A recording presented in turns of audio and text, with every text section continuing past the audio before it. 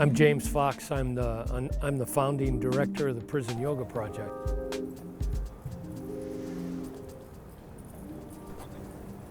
So when I became a teacher, when I became certified as a teacher, which was back in 2000, I was intent on bringing yoga to people who weren't being exposed to yoga.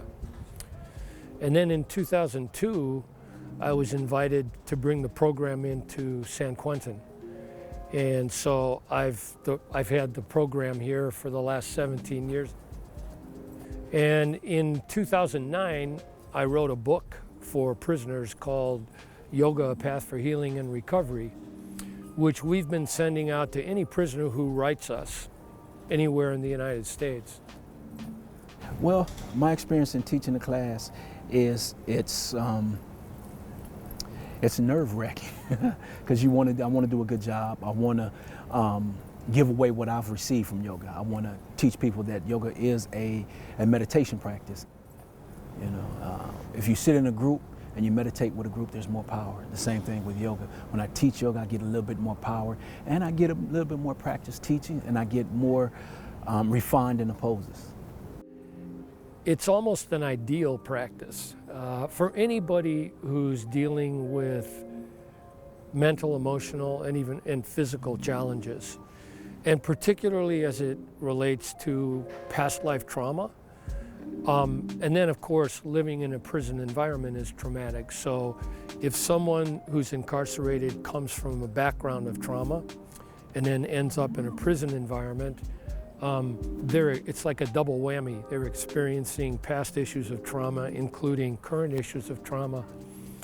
But it's about bringing the mental, the emotional, and the physical aspects of ourselves into a balanced state. Most human beings are out of balance. They're stuck in their heads. They're stuck in the mental part of themselves. They're stuck in the mind chatter.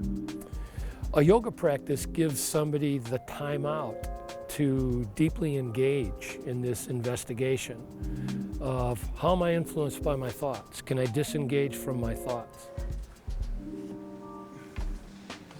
I think for inner city youth, especially people of color, this is something that's desperately needed, you know, to control impulsivity, to help kids deal with their emotions, deal with the everyday life.